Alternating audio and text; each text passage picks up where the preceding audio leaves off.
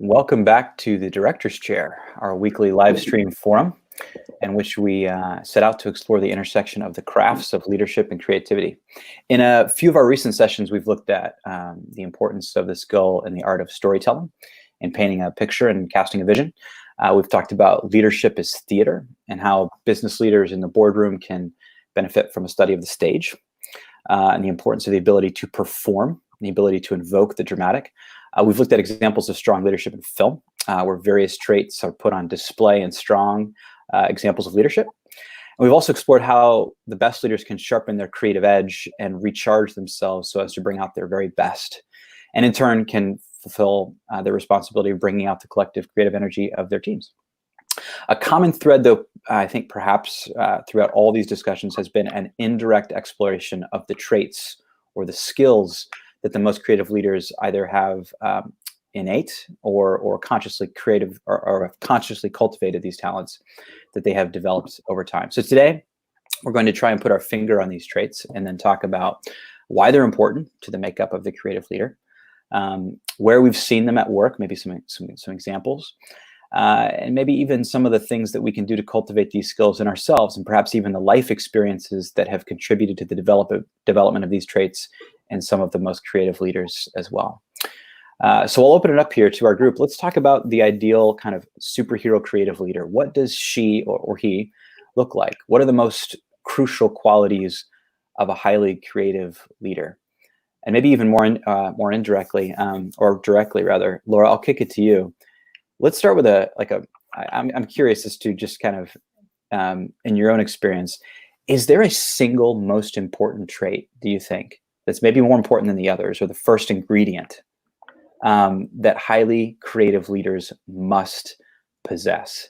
And I imagine this is one that we might all feel somewhat differently about, because there's a variety of traits, right? Is there one that could be the most important, or the first that you'd add to a list?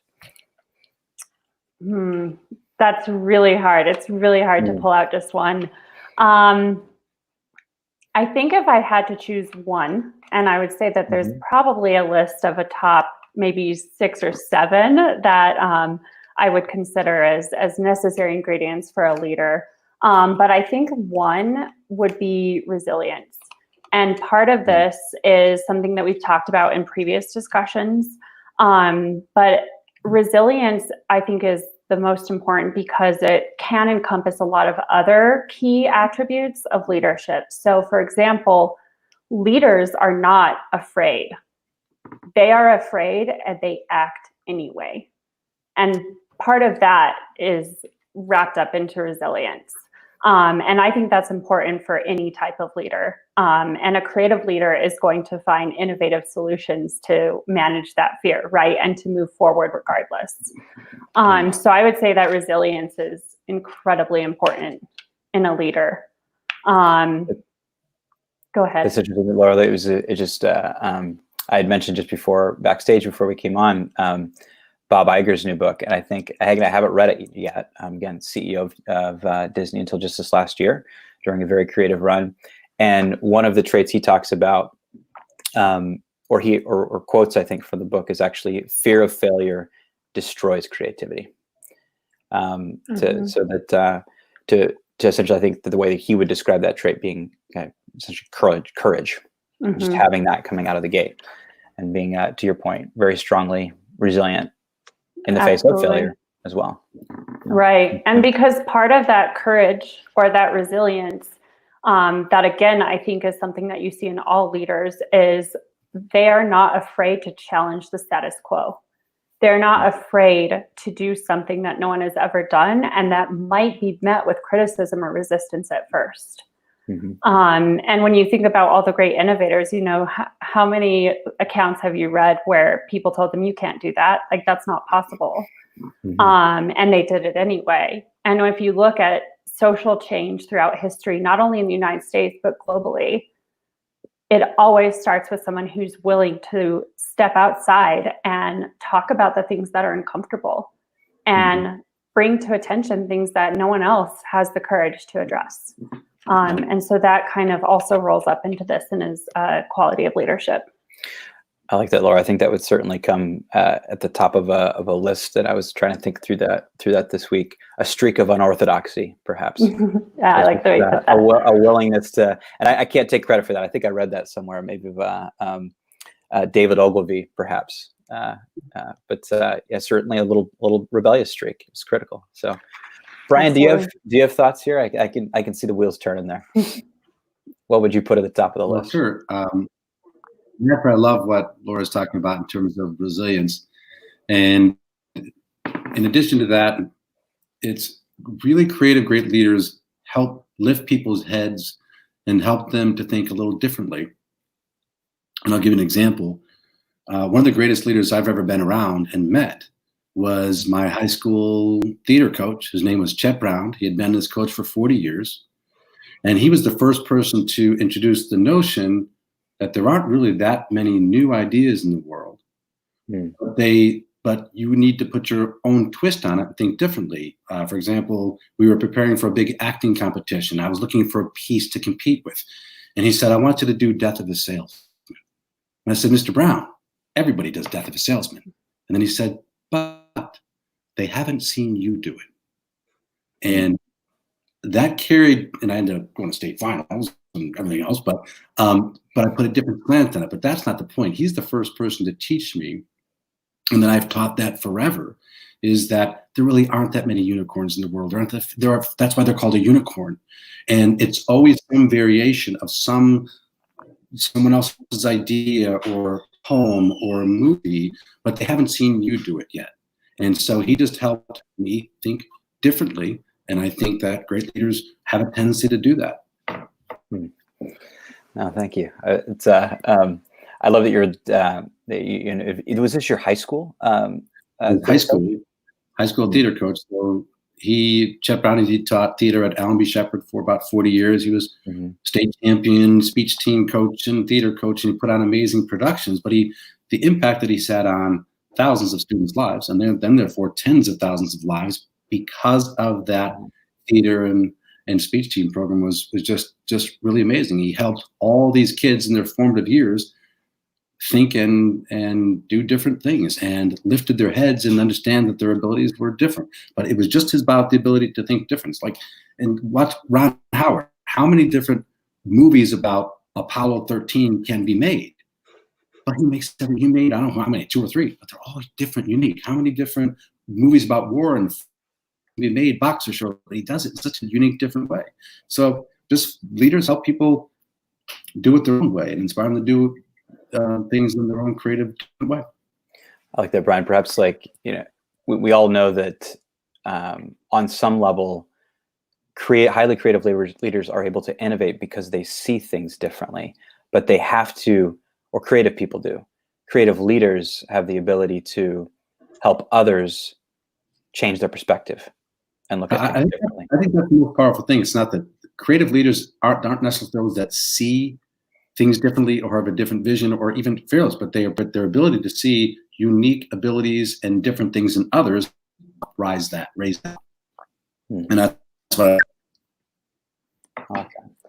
Tom, have you thoughts on this, or do you agree with some of the traits that have been put out here, or are there others that you would put at the very top of the list that you would see as most crucial qualities in the makeup of a creative leader?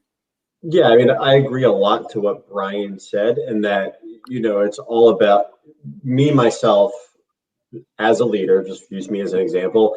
I don't need to be, the most outlandish or, the new ideas are coming from me sprouting every single day, right? That's number one. That's not necessarily me. And number two, I think a lot of people would be left with a failure for that option if they were depending on me to create that. But for a leader, I think it's important for them to bring in those different perspectives into one room.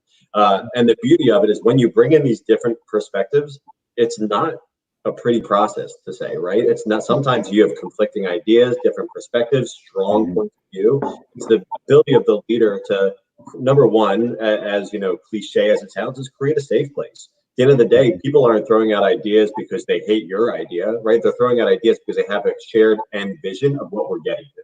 So as a leader, if you set this clear vision, but you're not creating such a prescribed way to get there, then all these ideas will start coming out, will start flowing. It's the leader's job to really listen to it and have everyone else listen, not speak and get their own point of view out. That's important, but also listen. That's important. So the leader really needs to be able to cultivate the sharing of ideas and creating that safe place so people feel comfortable coming forward.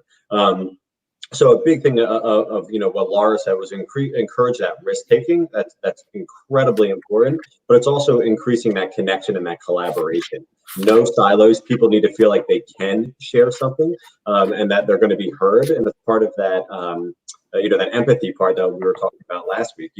Hear people, a common theme, what they're saying, and bring it in. Maybe you don't end up going with that option, but people are getting out ideas, and maybe a portion of that idea becomes part of the finished product.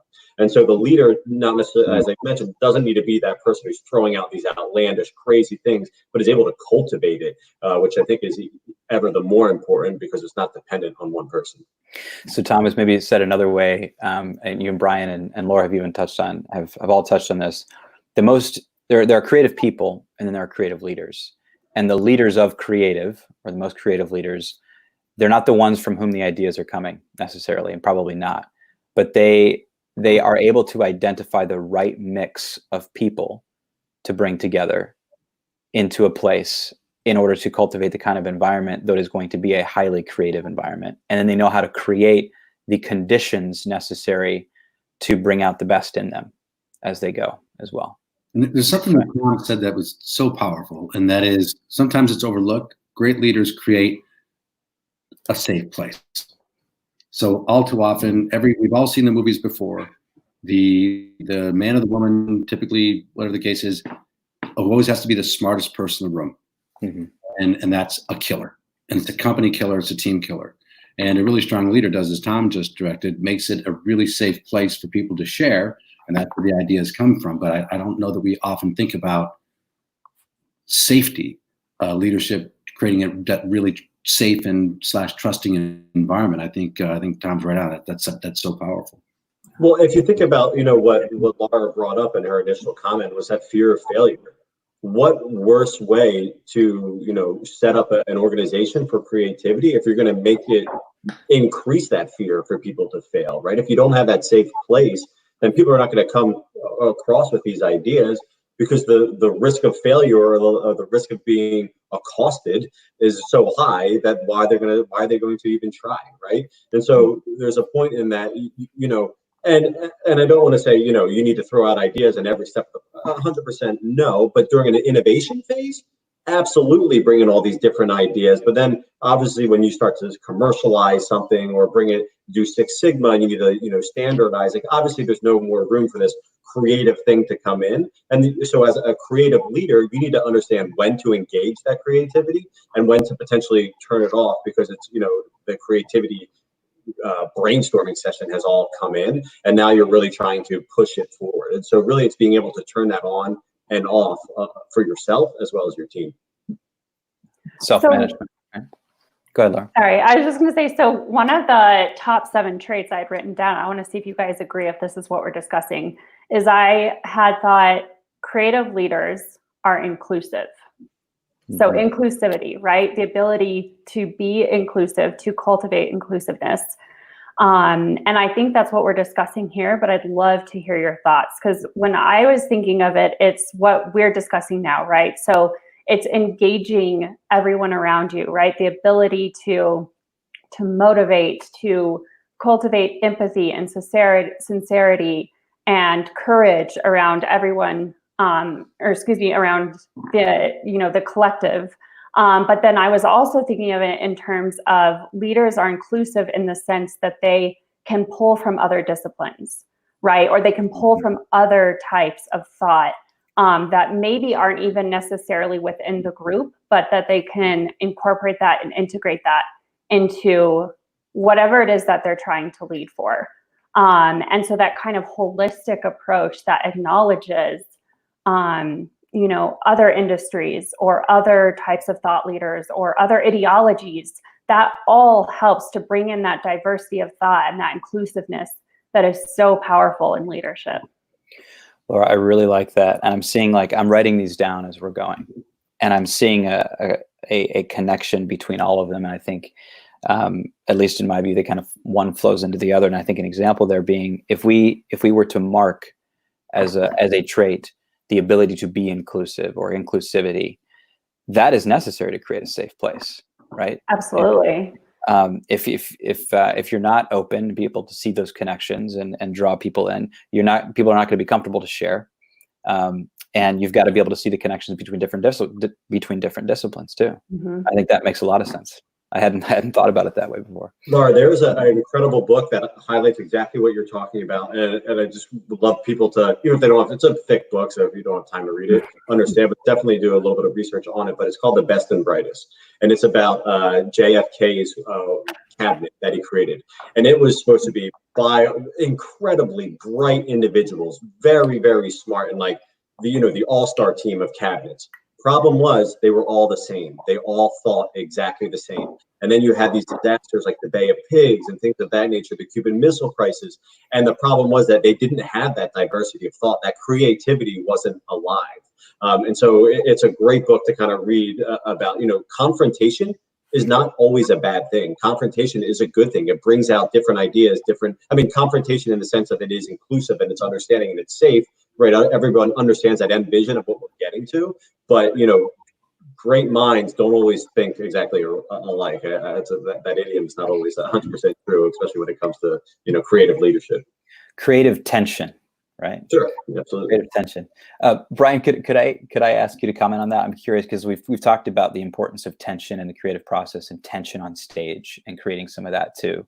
Do you have any thoughts on Tom's point about the importance of, I guess, a little bit of angst, a little bit of tension between folks, and making sure we get to the optimal outcome? I couldn't agree with Tom more. Unless you have created tension, you don't really have a process. Mm. And another book would be Team of Rivals about Lincoln's cabinet. So you can be inclusive. You can create a safe environment. You can create a trusting environment. In fact, in order to create creative tension, you have to create that safe environment. And you have to put an incredible down payment on the relationships between not just yourself and the team, but everyone around you. So without creative tension, it doesn't work. Long ago, I read this article in the Harvard Business Review about the Israelis' form of communication, and it's called ritual opposition. And so ritual opposition. Ritual opposition. And so in certain communities, there's great trust. So they understand. They'll take a position, like I may take a position with you right now that I may not even buy into, but I'm trying to gauge how passionate you are on your position, but I'm not trying to argue with you or disparage their mode of creativity. It's like a productive antagonism. So I think without that, you don't have all the goodness that we can see. And without getting into politics, everyone on the planet these days talks about the division in this country and other countries. Mm-hmm. So you're either all the way to the right or you're all the way to the left. And if you like one thing that someone does, the right does the left, people lose their mind, and vice versa. So what you miss is that really creative, incredible dialogue that ultimately brings everyone together. It's been a long time since I've read that article, but it always stayed with me, and I always tried to create that within the teams that I would be a part of. And I would say, I'm going to take it, but so people would understand my tone, I would say, now I'm going to take a position right now.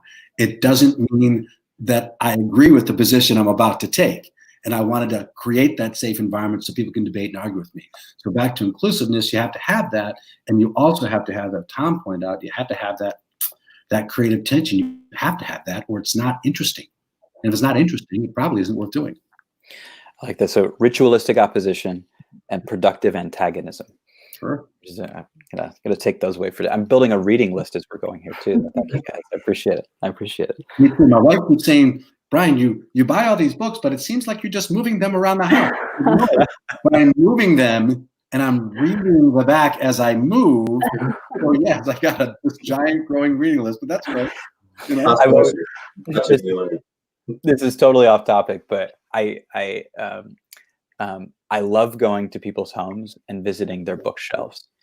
I think as people move increasingly to Kindle, that's not as possible. I think it's one of the things we're losing. So I double buy. I buy the Kindle and I buy or I download on iPad, and I buy the print copies as well. Got to have them on the shelf. They're great conversation pieces. Good conversation piece. Good. So as we're building this too, there's one I might add. I'd love you guys to comment on this too. As I was kind of building through a list, it sounds like, Laura, you're doing the same thing. There were a lot of ones that I really, really liked. And one that I thought was just kind of a given. It was like, I almost didn't want to add it to the list. I'm like, this is just an obvious one. But it's almost like, in my view, an argument could be made, and read through an argument that someone made that the basis for a lot of that maybe perhaps the most important would be an intense level of curiosity, first and foremost. And I think the argument there being that someone, although they might not be the one from whom the most creative ideas are coming, they see the connections between different things and can understand that how some of those connections could produce some of the best ideas. And so they're fairly well read. They've looked through a lot of different subjects. They have at least some level of knowledge around a lot of different things. They're not necessarily deeply. They're not a subject matter expert in one or two different things or three or four different things, but they know a little bit about a lot, and so make some of those connections. But an intense level of curiosity, first and foremost. What do you guys think about that? Is that on point? How important is it? Yeah, I mean, for sure, it's 100% needed. And I would love to use just one case example, Kodak, right? Kodak, what they did was they were so interested on like Six Sigma and how to do things precisely right and do it the cheapest and the fastest. And they were so interested in film, right? And how to do that. What's that process of print film? They totally overlooked digital, completely overlooked digital. The whole world was moving forward on digital. They didn't even consider it. They weren't curious about this new way of doing something. Hardly, if you could think of, please, just anyone, think of one thing that's stagnant in the world right now, whatever it is. Is there one thing that's stagnant? No, of course not. This whole world is in flux constantly. Markets are changing, people are changing, preferences are changing, technology. If you're not curious about what's going on and the potential of you being, left behind, then there's something wrong with you, right? And so you need to be curious. You need to see what's out there. Every process, it might be perfect right now, but tomorrow there might be a way to improve it based off of this flux and this constant change that's going on. And so if you're not curious, the world will pass you by. Now, one of my favorite interview questions or series of interview questions is about curiosity. How do you inspire curiosity in your teams? How do you maintain your own curiosity? And there's a whole series of curiosity questions. And if people struggle with that as a leader, it's actually not okay. They need to think that through. And typically, if they don't have whatever their answers are for themselves, I can't hire them. I don't have a specific answer that I'm looking for, but they have to have a point of view on how they inspire that for themselves and other people, or I just move on. If they don't have a point of view, they clearly haven't given it much thought. Yeah, exactly. Yeah, no, I like that. For example, I'm all about examples today, but look at Elon Musk. That guy is wild. He started his career in PayPal, but then he's also sending rockets to Mars. Like, this guy is literally all over the place, but he's 100% curious, right? And the person who's curious and able to curate people to be like, ooh, this guy's interesting. Let me see what he's doing. Let me see what she's doing. Let me follow that. That's Elon Musk 101. He is a curious cat, that one. But it's got him places. Tom, to your point, I just started listening to Brian. I was inspired because I saw a post of yours that had mentioned the Joe Rogan show, and I came across Elon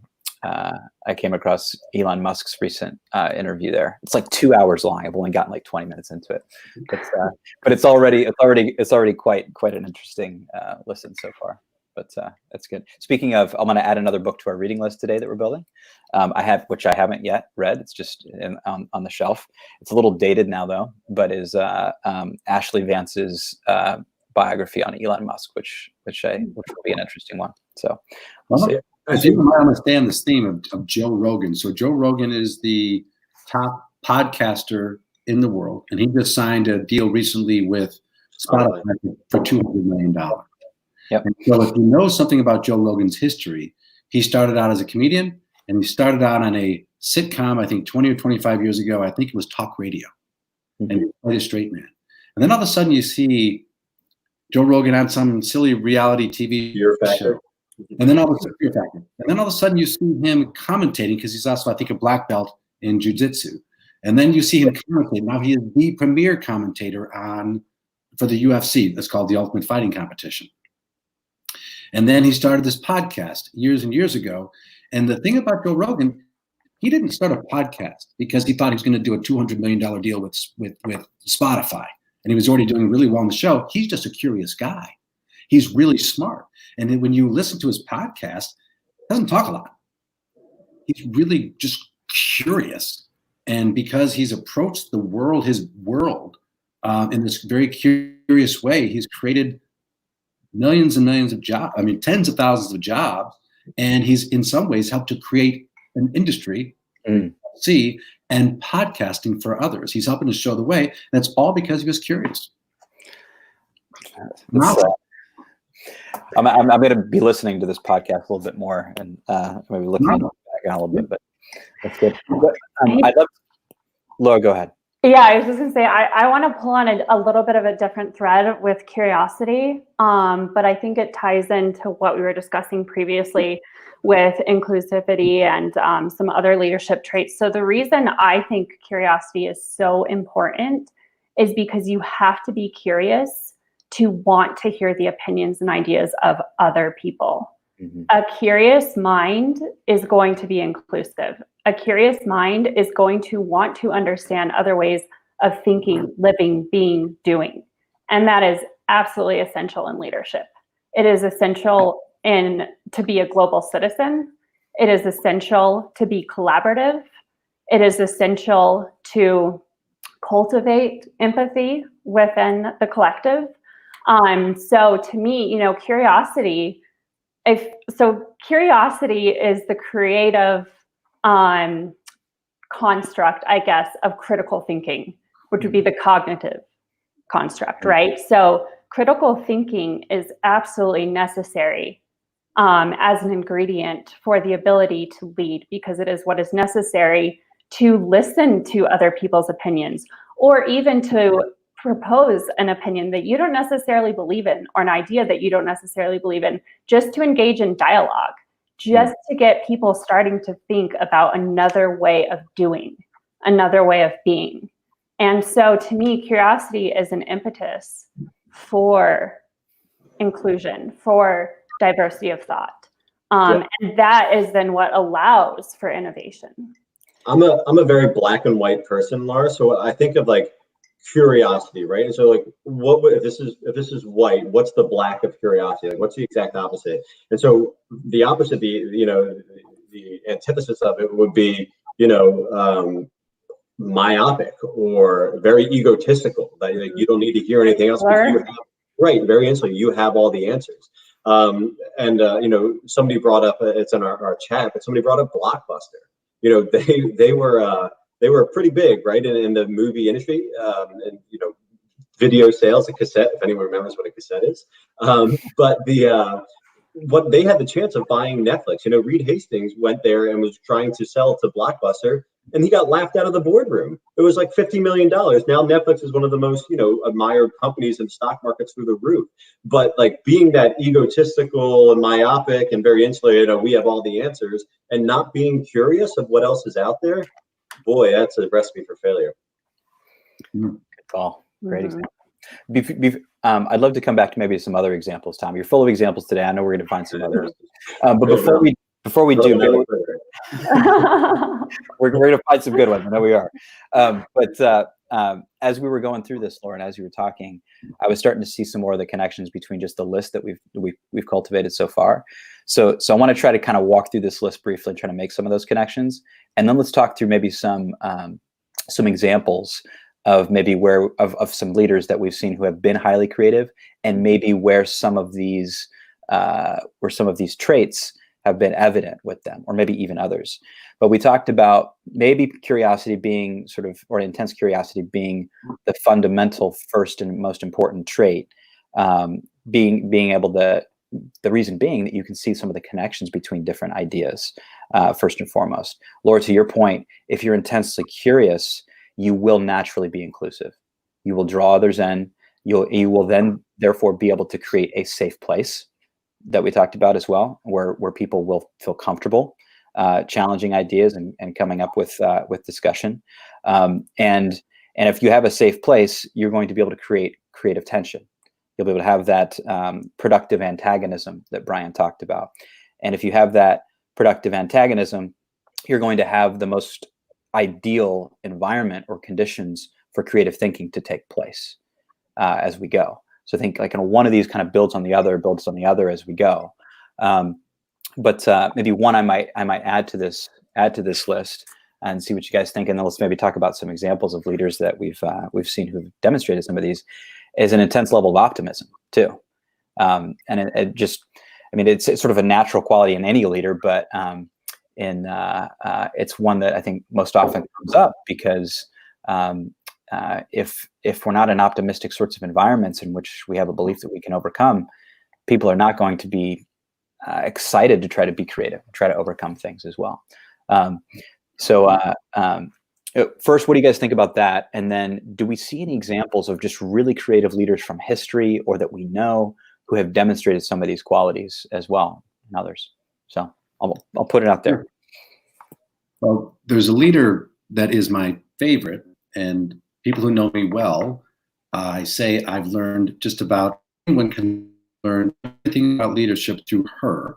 She embodies all of it: grit, optimism, a level of fearlessness, although there's no such thing as fearlessness, inclusive, safe environment, brave enough to pivot and potentially ruin her career. And that's Oprah Winfrey. Grew up with this horrific, many of us know her story without getting into it, horrific childhood with bad things. And then she wasn't always Oprah, right? She starts out on a small TV show, then becomes the trash talk queen, and then says, you know what, I'm going to go ahead and pivot this. Forget that. I don't like it. It's not optimistic. We're going to start doing book clubs. We're going to start teaching and making a different kind of a difference in women's lives, men's lives, everyone's lives. So if you look at Oprah, she's got it all. The reason she is Oprah now, because she's got it all. She's an incredible example for sure. I we should do a series of things just studying Oprah for like 6 months. And it would be worth our time. It would be worth our time. She also seems to do. I've never followed her show religiously, but she's always struck me as someone who, Brian, to your point, like she also creates a really safe place for her guests to interview too, and the conversations that take place on those shows are just incredible. Was that also the show where like Tom Cruise was jumping up and down on the couch, like getting excited about something? You got to be great moment for him. You got to be comfortable to what makes her so great. She's just so confident enough to create other people. We know who they are, the Oz's of the world and the Dr. Phil's of the world, and she just, she's Oprah. And if to your point, I hadn't thought about it that way, but she has created the careers of other people. And in order to do that, you must have an ability, right, to engender confidence, cultivate confidence in others such that they will come out of their shells and they'll realize their best selves. So she's got to be, there's just so many qualities that you've got to have to be able to do that. So I think you're right. We could spend hours and hours and sessions looking at Oprah. So, Tom, you're full of examples today. Who comes to mind for you as just a really creative leader who maybe we know or is from your own personal life that has had an impact on you in one way, shape, or form? This is going to be a kind of pulling back, and people probably have like no idea who this person is, and that's not to be. I'm awesome, and I know someone who's nobody knows about. But his name was Dave Ferrucci, Ferrucci, and he was in charge of the IBM Watson, launching this real AI-oriented machine learning type of a thing. And if you guys, I don't know if you guys remember, but it was a horrific failure actually on Final Jeopardy. It was like, are you smarter than IBM Watson? And Ken Jennings was the final question in the final Jeopardy. You have that final, the category, and it's U.S. cities. I can't remember what the question was, but something about like a World War I person in this city was named after their airport was named after this person, and so U.S. cities was the category. And Watson goes, "What is Toronto?" And that's like, that's not even a U.S. city, right? Like that's way off. And it's just a horrific failure. It was a laughing stock of everything.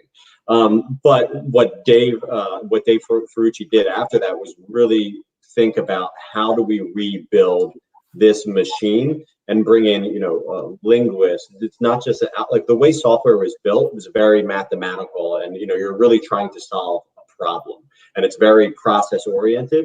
But for this was very much completely different, and you're pulling things from Wikipedia, from the website, from company websites, whatever it is. And you got to build this machine like the human brain. Our human brain isn't orchestrated to solve one specific problem. It's meant to pull in different recesses of everywhere. And so he really had to design this team from scratch, from the way that IBM and the software researchers are used to doing things. And that meant embracing failure, that have people come forward with ideas that aren't traditional idea, instead of working in silos and one person working on this algorithm and this person working, like, no, parallel streams, have everyone working in the same room. Just really revolutionize how to design this IBM Watson supercomputer, superhuman, whatever you want to call it.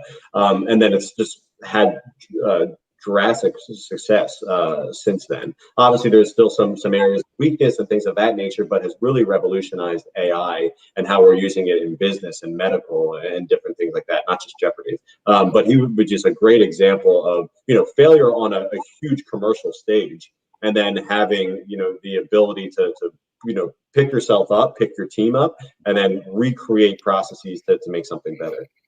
Tom, it sounds like he exemplifies the resilience that Laura talked about from the very beginning, but then also just an intense level of curiosity probably as well, to be able to kind of bring in the right folks necessary to bring a team together that could help them recover from something like that as well. Yeah, he didn't have all the answers, that's for sure, but he brought together a team that knew how to do that. Another one, which might be a bit controversial, but I will say it just because I think it's very relevant. And Dan, I know you know this well because you bought me the book.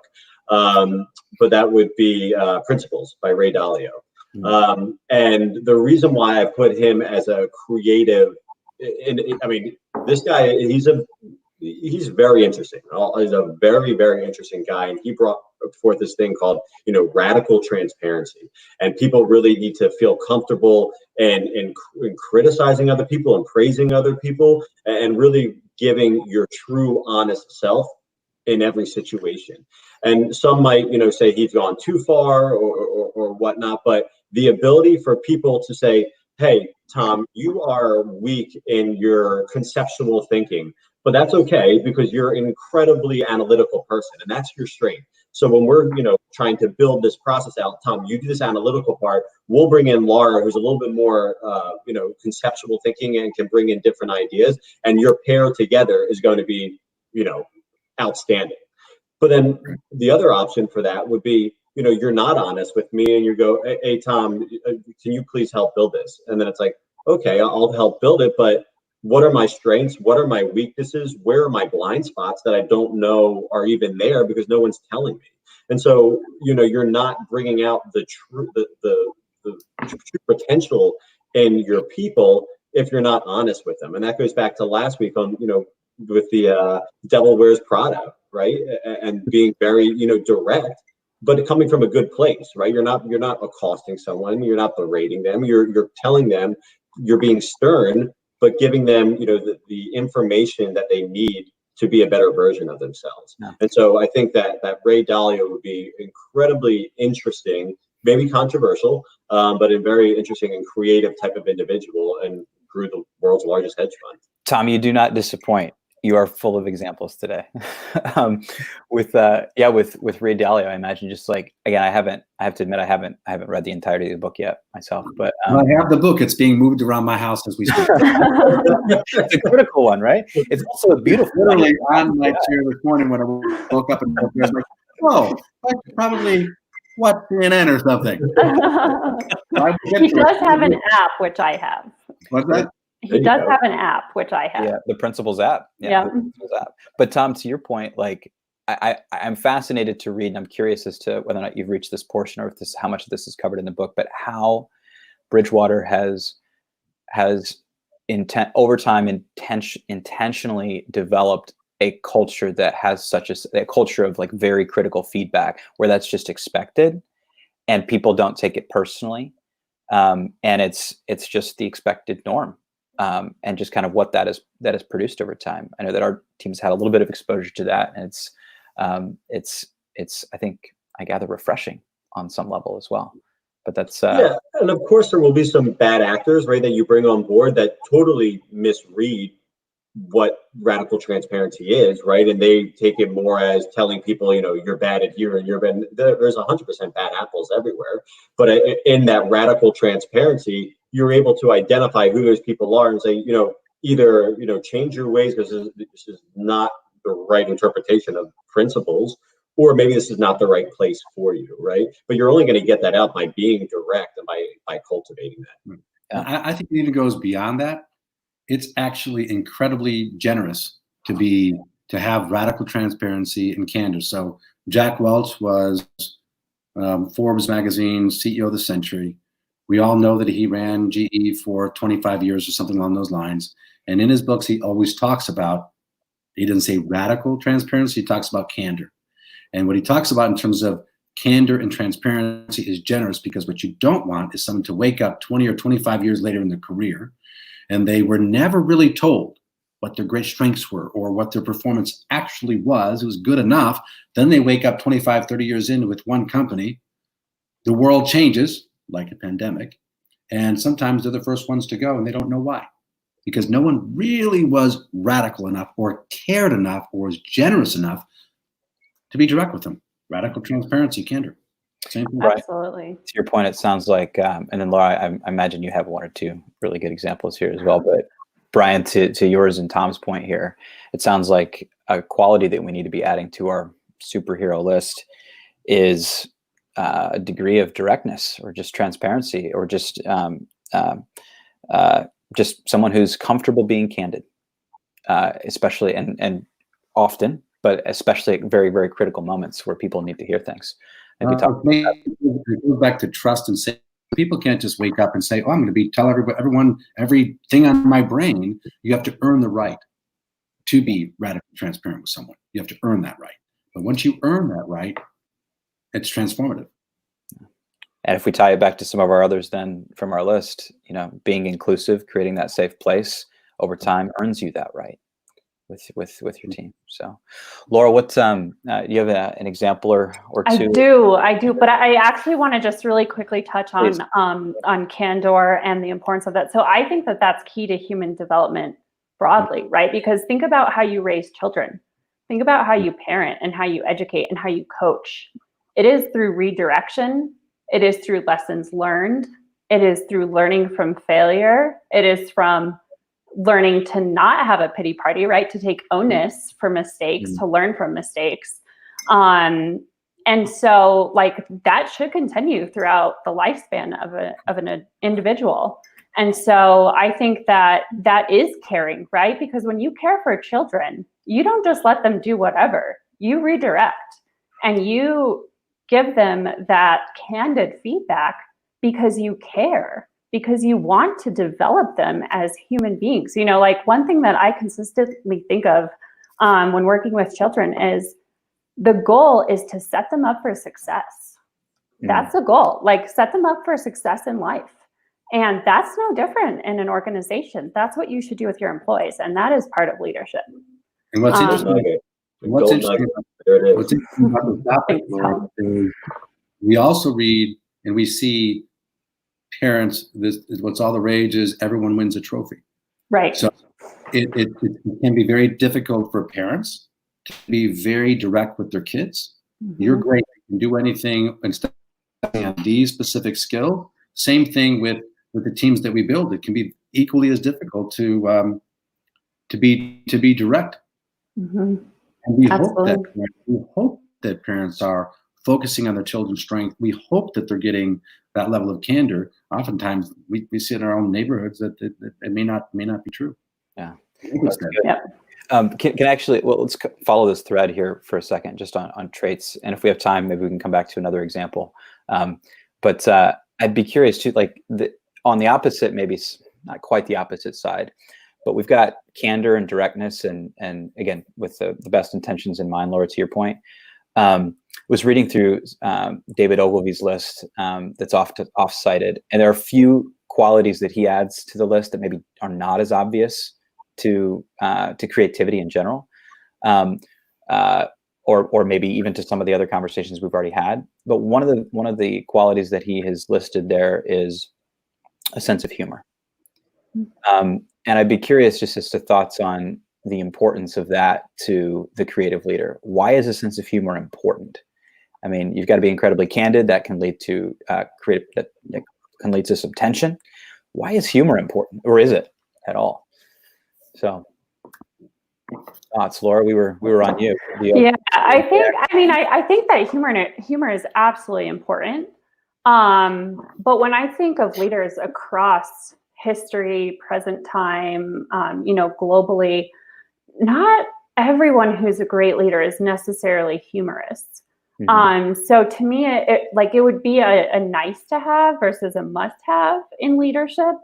That said, I think that humor can incite trust, right? It can be something that helps to break through the tension, get people trusting. I think it can also make a leader more relatable, especially in cultures that have a really high power dynamic, which means that, there's a real disparity between leadership and everyone else. And so everyone kind of acts accordingly. That's called a high power dynamic, according to Hofstede's cultural dimensions. He actually studied IBM in 94 countries or something to come up with these cultural dimensions. But so anyway, I think that especially in cultures where there is a very centralized power dynamic within an organization or just the collective broadly, humor can break down some of that power dynamic and can help to make the leader more authentic, more relatable, more human, right?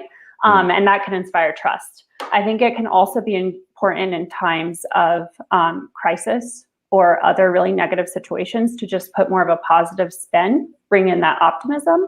But I don't think that all leaders are necessarily humorous. And how about to the importance of the creative process in leading that? Is in that light, in that context, is it any more or less important, humor? Brian, you had a thought there. Well, just on humor, whether people are funny or not, or humorous themselves, is one thing, but they have to have a sense of humor.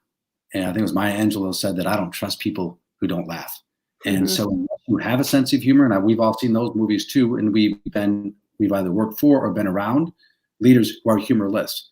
So you can be the straight woman or the straight man, but you, in my view, you have to have a sense of humor, but you don't have to be funny, but you have to have a sense of humor. Mm-hmm. I agree with that. Yeah, big part of this.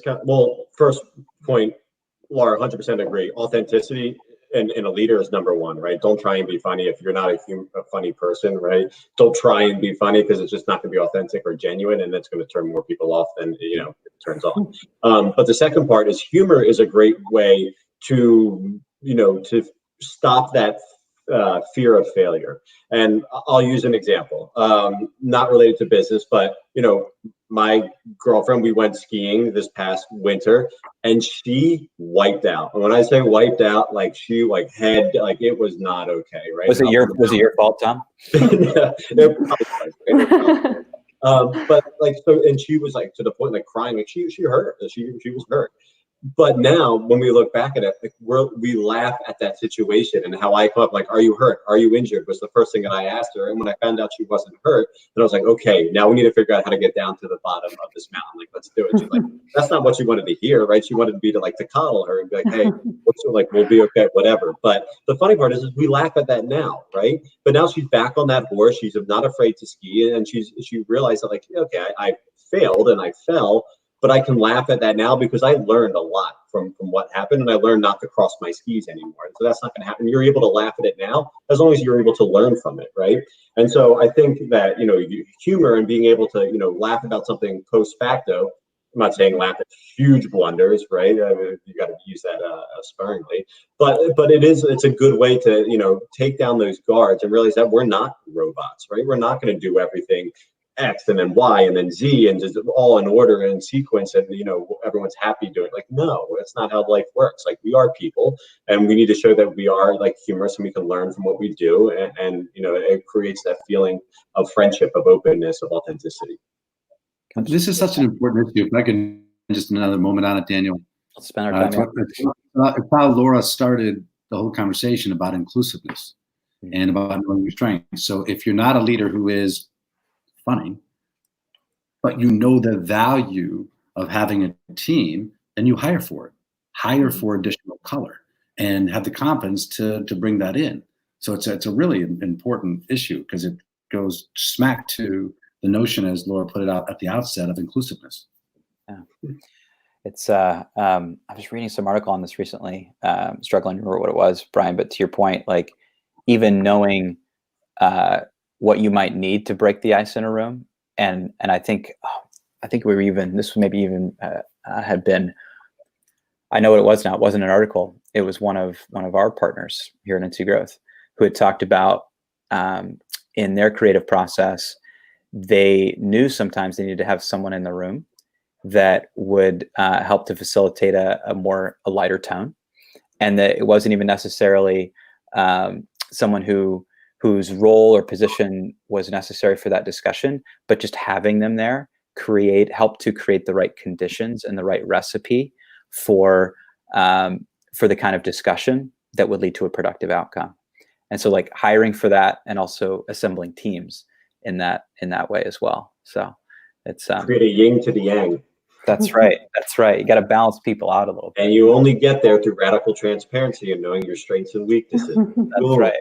That's right. Which I'd love to come back. Like, maybe this is a topic for another time, but Tom, I'm even thinking about maybe the shared experience probably you and I have had going through an MBA program.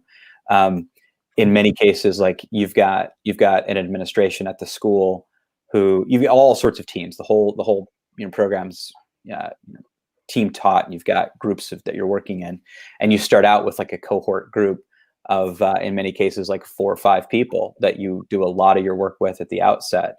It's like the thought process that goes into creating teams and what you know about their backgrounds, their experiences, what you know about their personalities, and what's going to make the right makeup. You don't always get it right, but what's your thought process when you're putting together that team, which is a creative process in and of itself as well.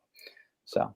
Not only that, but it's just a class, right? And you brought up MBA. The value of an MBA is the other students, right? Most times MBA, you're not going into right after college, right? You go to the workforce, you learn some experience, and then you go to your MBA and you have international students, you have people from different industries, all sharing their experiences, creativity 101, right? Different ideas, different perspectives. And that's really the value of an MBA, is constructing that, that teamwork, that creativity, this fostering of ideas, of different experiences. And so, I mean, that's a beautiful example of creativity and bringing out, building a team to make me a better person, or make me learn more about business, about markets, you name it, about cultures.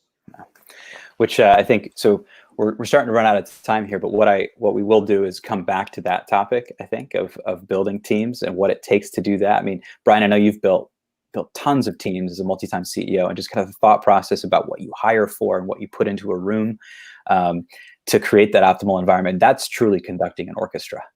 And that's, I think we could spend quite a bit of time on that, and maybe come back to some examples of some creative leaders as well. But any last thoughts before we wrap up and kind of summarize some of the qualities that we've taken today before we go? Well, there's one last thought on, you mentioned the conductor. There was a guy I worked with in Australia when I was there 20 years ago, and he ran another division. His name was Tony Wong. And he was teaching. I was a new general manager then, and he was a strong peer. And he would say, Brian, leadership is, you mentioned the word conducting, you're just a conductor. And he would go by my office all the time and say, you're just a conductor.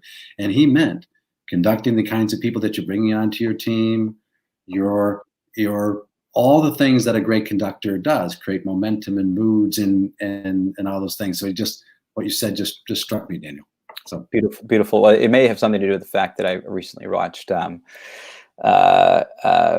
film Steve Jobs.